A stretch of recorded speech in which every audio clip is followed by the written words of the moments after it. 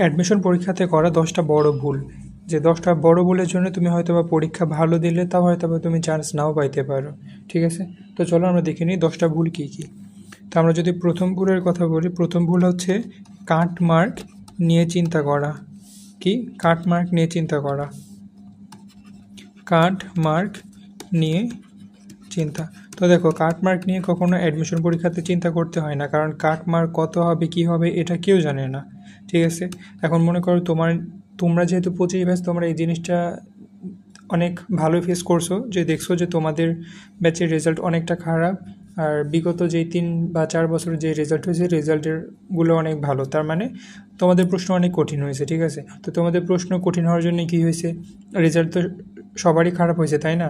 তো এটা মাথাতে রাখবে, অ্যাডমিশন টেস্টের কোয়েশ্চেন যদি কঠিন হয় তাহলে কাট মার্ক অবভিয়াসলি কম আসবে, কাট মার্ক কম আসবে, এটা স্বাভাবিক। আর কোয়েশ্চেন যদি ডিফিকাল্ট হয় তাহলে কাট মার্ক কী আসবে, কাট মার্ক তোমার বেশি আসবে। ডিফিকাল্ট বলছি কেন, কোয়েশ্চেন যদি সহজ হয় তাহলে কী হবে, কাট মার্ক কম আসবে ভাই, এটা বেশি আসবে, এটা অনেক স্বাভাবিক। যদি কোশ্চেন সহজ হয় তাহলে কাট মার্ক অনেক বেশি আসবে, এটা তো ভাই খুবই স্বাভাবিক ব্যাপার, তাই না? কিন্তু এখন তুমি যদি মনে করো যে প্রিভিয়াস ইয়ারের মেডিকেলের কোশ্চেন হয়েছিল অনেক বেশি ইজি, তো প্রিভিয়াস ইয়ারে মেডিকেলের কাট মার্ক কত ছিল, 72.75 এরকম সামথিং, 73.75। এখন তুমি যদি তার আগের ইয়ারে কাট মার্ক কত ছিল, 67 পয়েন্ট সামথিং। এখন তুমি যদি 67কে ধরে যদি পড়াশোনা করো তাহলে মানে তুমি দেখা গেল যে 70টা শিওরে দাগাইছো, দাগানোর পরে তুমি তো জানোই যে 67টাতে চান্স হবে, এর জন্য তুমি বাকি যেগুলো 50% শিওর ছিল ওই একটাও দাগাইলে না, তাহলে তো ভাই তোমার চান্স আর হবে না, তাই না? কারণ 70টাতে তো এর আগেরবার মেডিকেলের চান্স হয়নি।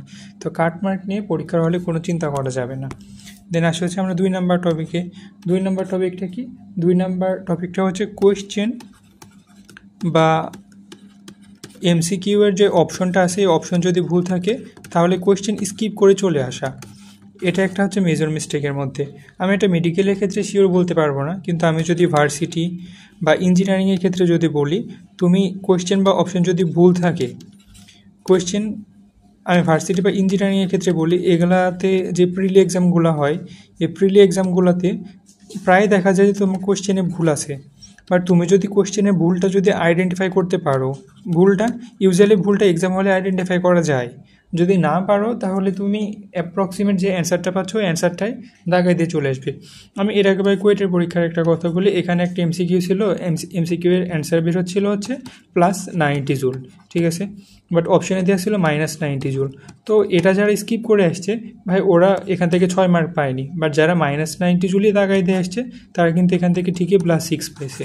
ঠিক আছে, আবার আমি ভার্সিটির ক্ষেত্রে উদাহরণ দিই, আমি যদি শাস্ত্রের পরীক্ষার কথা বলি, শাস্ত্রে কী ছিল, একটা ইন্টিগ্রেশন দেওয়া ছিল, ওই ইন্টিগ্রেশনটা ছিল মডুলাসের একটা ইন্টিগ্রেশন, ঠিক আছে। তো ওই মডুলাসের ইন্টিগ্রেশনে লিমিট দেওয়া ছিল ভুল। এখন লিমিট ভুল দেওয়া ছিল, কিন্তু তুমি ওই লিমিটটা চাইলে ঠিক করে নিতে পারতে, মানে লাইক কিছুটা এরকম ছিল, √2 থেকে √2 পর্যন্ত ইন্টিগ্রেট করা লাগতো, এরকম টাইপের। তো এই টাইপের ম্যাথগুলোতে তুমি যদি মনে করো যে এটা কোয়েশ্চেন ভুল, ভাই এখানে হয়তো বা একটা মাইনাস দিতে ভুলে গেছি, এরকম অ্যাজিউম করে করে লাস্টে যাই তুমি অ্যান্সারগুলো দাগায় আসবে, তোমার যে অ্যান্সারটা বের হচ্ছে তুমি ওইটাই দাগায় আসবে। যদি তুমি প্রায় শিওর হয়ে যাও তাহলে যেটা অ্যান্সার বের করতে পারছো ওইটাই দাগে আসবে, কারণ তুমি যদি স্কিপ করে আসো তাহলে তুমি মার্ক হারাবে, কারণ ওই মারে অবভিয়াসলি তোমার 100টা কোয়েশ্চেনের অ্যান্সার ইনপুট করা থাকে, ওটা কোয়েশ্চেনে ভুল থাকলেও ওই অ্যান্সারটা অবশ্যই নেবে, তুমি যদি না দাগাও তাহলে তুমি ওটাতে তুমি না দাগাইলে তুমি মার্ক পাবে না, আর যদি দাগাও তাহলে তুমি মার্ক পাবে, হ্যাঁ ভুল হলে হয়তো পাবে, নেগেটিভ পাবে, বাট তুমি কোয়েশ্চেনটা ঠিকঠাক করে দেখবে, ঠিকঠাক করে অ্যানালাইজ করে যদি দেখো যে না এর অ্যান্সারটা আসলেই বের করা পসিবল, তাহলে অবশ্যই তুমি কোয়েশ্চেনটা দাগাই আসবে। আচ্ছা চলো, এবার আমরা 3 নাম্বার মিস্টেকের দিকে যাই। তো 3 নাম্বার যে মিস্টেকটা আছে, ওই 3 নাম্বার মিস্টেকটা হচ্ছে তোমার পুরো কোয়েশ্চেন একবার গোথ্রো না করা, পুরো কোয়েশ্চেন গোথ্রো না করা। ভাই এটা কিন্তু একটা বড় ধরনের একটা মিস্টেক, দেখা গেল তুমি পরীক্ষাতে টাইম হচ্ছে, ইউজুয়ালি তো পরীক্ষাতে টাইম পাওয়া যায় একটা এমসিকিউ 45 সেকেন্ড অথবা 36 সেকেন্ড, এরকম টাইম পাওয়া যায়, তাই না? এখন দেখা গেল যে তুমি প্রথম 10টা এমসিকিউ পড়তে পড়তেই তুমি এখানে দেখা গেল যে তোমার 15 মিনিট শেষ। ভাই তাহলে তোমার হাতে যে আর 45 মিনিট অথবা তোমার হাতে যে আর 30 মিনিট সময় আছে, এই 30 মিনিট সময়ে তুমি 60টা বা এই 45 মিনিট সময়ে বাকি যে তোমার 85টা যে ম্যাথ আছে, তুমি এই ম্যাথগুলো কীভাবে গো থ্রু করবে বলো? তো এগুলো তো তুমি করতে পারবে না, তাই না? তাই আগে ট্রাই করবে যে গোটা কোয়েশ্চেনটা একবার গো থ্রু করে যে ইজি কোয়েশ্চেনগুলো আছে ওই ইজি কোয়েশ্চেনগুলোর আগে অ্যান্সারটা করে ফেলা, ঠিক আছে? এটা কিন্তু আমি আরও একবার বলছি, কখনোই কোয়েশ্চেনে কোনো একটাতে আটকাই গেলে থেমে যাবে না, তুমি গো থ্রু করবে। কারণ তুমি দেখা গেলো একটাতে যেটাতে তুমি কোয়েশ্চেনের শুরুতে 1.5 মিনিট লস করলে, তুমি হয়তো বা দেখলে যে তারপরের লাস্টের দিকে যে কোয়েশ্চেন আছে যেগুলো তুমি পড়তেই পারোনি, ওই লাস্টে মনে করো 5টি এমসিকিউ সলভ করতে একদম থিওরিটিক্যাল কোয়েশ্চেন আছে, ওটা ম্যাথ হোক, ফিজিক্স হোক, কেমিস্ট্রি হোক, এরকম থিওরিটিক্যাল প্রশ্ন আছে, 5টা সলভ করতে সময় লাগছে হচ্ছে তোমার মনে করো 1 মিনিট। তো তুমি এই যে কোয়েশ্চেনটাতে তুমি 1.5 মিনিট লস করলে, তুমি যদি ওই কোয়েশ্চেনটা যদি না পড়তে তাহলে তুমি এই 5টা এমসিকিউ 5 মার্ক সিকিউর করতে পারতে, বাট ওই একটা এমসিকিউর জন্যে হয়তো তুমি করে হয়তো অ্যান্সারও ঠিকঠাক বের হলো না, তাহলে তুমি ওই একটা মার্কও লস খাইলে, আবার এদিকে 5 মার্ক 6 মার্ক লস খাইলে, তাই অবশ্যই এটা করার কোনো মানে হয় না। আচ্ছা চলো এবার দেখি 4 নাম্বার মিস্টেক কোনটা। তো 4 নাম্বার মিস্টেক হচ্ছে একটা কঠিন কোয়েশ্চেনে আটকে গেলে তা নিয়ে বসে থাকা। ভাই দেখো, এটা কখনোই পরীক্ষার হলে করবে না। কোয়েশ্চেন কঠিন হতে পারে, পরীক্ষার হলে দেখো কোয়েশ্চেনের 3টা ক্যাটাগরি হয়, কোয়েশ্চেনের 3টা ক্যাটাগরি হয়, একটা হচ্ছে ইজি, আরেকটা হচ্ছে মিডিয়াম, আর আরেকটা হচ্ছে তোমার হার্ড, এই 3টা লেভেল হয়। হ্যাঁ, এই যে ইজি কোয়েশ্চেনটা আছে এটা দেখা যায় মোটামুটি যারা মিড অর্ডারের যে স্টুডেন্টগুলো আছে মোটামুটি সবাই পারে এগুলা। আর এই মিডিয়াম যে কোয়েশ্চেনগুলো আছে এগুলা এটা এনশিওর করে যে তুমি ভার্সিটিতে চান্স পাবে কি চান্স পাবে না। আর যে হার্ড লেভেলের কোয়েশ্চেনগুলো আছে এগুলো তোমার ভার্সিটিতে পজিশনটা সিকিউর করে।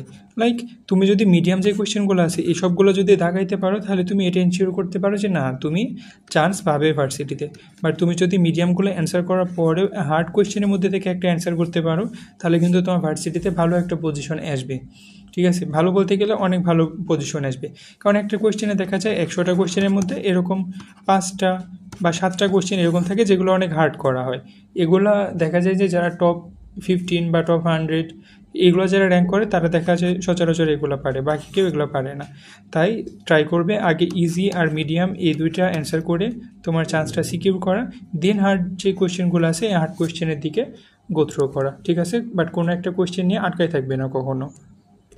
আচ্ছা, আরেকটা কি আছে, আরেকটা হচ্ছে বড় কোয়েশ্চেন থেকে স্কিপ করা। ভাই এই ভুলটা মোটেও করবে না, বড় কোয়েশ্চেন থেকে কখনো স্কিপ করবে না। সবসময় মাথাতে এটা রাখবে কোয়েশ্চেন যত বড় তোমার কাছে তত বেশি ডেটা গিভেন আছে, মানে তোমার ওই কোয়েশ্চেনটা সলভ করতে তুমি তত বেশি হেল্প পাবে ওই যে উদ্দীপকটা বা যে কোয়েশ্চেনটা আছে ওইটা থেকে। তাই বড় কোয়েশ্চেন থেকে কখনো স্কিপ করবে না। তারপরে 6 নাম্বার যদি আমি বলি তাহলে হচ্ছে তুমি ম্যাথ কম পারো, বাট দেখা গেছে ম্যাথ কম পারো বলতে গেলে তুমি মডারেট ম্যাথ পারো। হ্যাঁ, মানে তুমি ম্যাথ অল্প অল্প পড়ছো আর তুমি বায়োলজি অনেক ভালো পারো, বাট পরীক্ষা হলে যা দেখলে যে ম্যাথ কোয়েশ্চেনটা হয়েছে কি, ম্যাথ কোয়েশ্চেনটা হয়েছে অনেক ডিফিকাল্ট হয়েছে। আর দেখা গেল যে তোমার বায়োলজি প্রশ্নটা হয়েছে, ম্যাথ প্রশ্নটা মনে করো ইজি হয়েছে, আর বায়োলজি যে প্রশ্নটা আছে বায়োলজি প্রশ্নটা হলো ডিফিকাল্ট। ম্যাথ প্রশ্নটা ইজি হয়েছে আর বায়োলজি প্রশ্নটা হলো ডিফিকাল্ট। এখন তুমি দেখা গেল যে ম্যাথ যদি তুমি দেখতে কোয়েশ্চেনটা তাহলে তুমি ম্যাথের হয়তো বা 70% কোয়েশ্চেনের অ্যান্সার করতে পারতে, বাট তুমি বায়োলজি কোয়েশ্চেন ডিফিকাল্ট হয়েছে এটা সলভ করতে যে দেখছো তুমি 50% কোয়েশ্চেনের অ্যান্সার করতে পারছো। তো এই ক্ষেত্রে প্রেফার করবো যে তুমি ম্যাথটাই তাহলে দাগায় আসো, ঠিক আছে? এই ভুলটা মোটেও করো না। আমি আমার পার্সোনাল এক্সপিরিয়েন্স শেয়ার করি, যখন আমি শাস্ত্রে পরীক্ষা দিতে গেছিলাম তখন আমি ভার্সিটিতে পরীক্ষা দিতে যাওয়ার আগ পর্যন্ত পড়ে গেছিলাম হচ্ছে বায়োলজি পড়ে গেছিলাম, বাট এক্সাম হলে যেটা দেখি বায়োলজির প্রশ্ন এতই কঠিন হয়েছে যে আমি বায়োলজি কিছুই পারি না, তখন আমি ইংলিশ দাগাইছিলাম।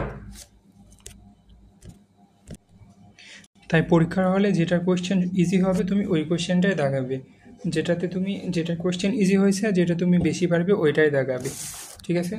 আর তারপরে যদি আমি 8 নাম্বার একটা প্রবলেমের কথা বলি, এই প্রবলেমটাতে আমি অনেক ফেস করছি যে তুমি বাসাতে যখন প্র্যাকটিস করছো তখন তোমার একটা ম্যাথ কঠিন মনে হয়েছে, ঠিক আছে? বাট ম্যাথটা কঠিন মনে হওয়াতে তুমি ওই ম্যাথটা 3 থেকে 4 বার সলভ করছো, বাট পরীক্ষা হলে যা দেখছো যখন যে ওই ম্যাথটাই পরীক্ষাতে আসছে, তখন তোমার মাইন্ডসেট এরকম একটা তৈরি হয় যে মনে হয় যে না এই ম্যাথটা তো আমি পারি না, তখন তুমি ম্যাথটাকে স্কিপ করে আসো।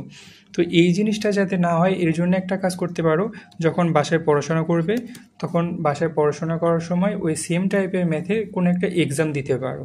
ওই সেম টাইপের ম্যাথ তুমি হয়তো বা নিজে একটা কোয়েশ্চেন বানাইলে, 10টা এমসিকিউর একটা কোয়েশ্চেন বানাই তুমি ওই সেম ম্যাথের একটা এক্সাম দিতে পারো, যাতে তোমার ওই সেম কোয়েশ্চেনের যাতে ভয় না থাকে।